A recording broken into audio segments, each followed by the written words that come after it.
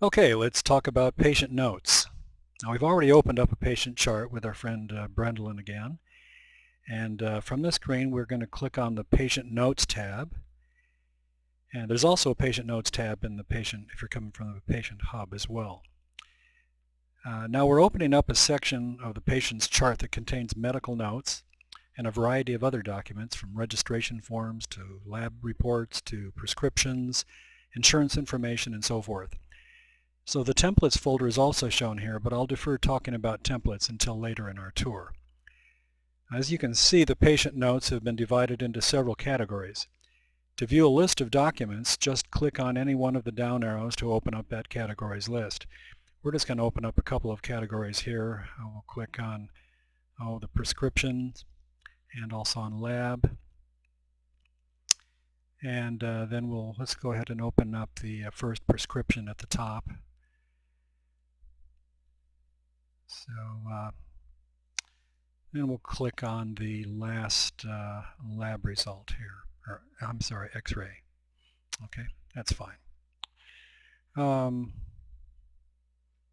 Okay, so now if we wanted to task somebody to review or perform some action associated with any of these patient documents, here's how we do that. First of all, we'll use the one that's currently open for our example, and at the top of the screen you can see the flag icon, and then right next to it is what's called the new flag icon, and I'll explain that in a minute. But basically the first thing you want to do is click on the flag icon, because this will allow us to see all of the currently open tasks that have been created for this patient.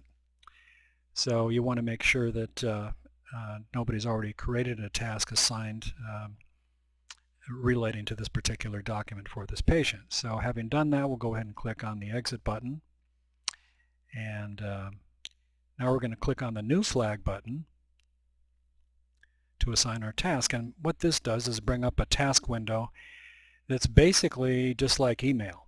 And you first select the person to whom you're assigning a task by clicking on the down arrow, and we'll go ahead and select Dr. Garcia here. Once we've done that, we can click on either high or low priority. These are just basically toggle switches, so you can go back and forth. And then we can either select a subject description from our list, or directly type in something else in the subject window. We'll just go ahead and leave the value that's already there.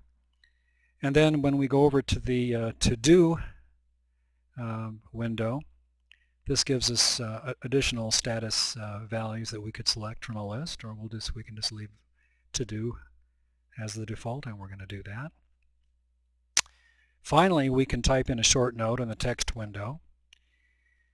This is just, again, this is just a short little email, and specifically tasking somebody else in our office to do a particular thing associated with this document. After we've done that, we just click on the send button and to send the assigned task, and we're done. We'll take a longer look at the tasking function at a separate portion of our tour, but this example shows how you can link any specific documents to tasks. And that completes our short overview of patient notes.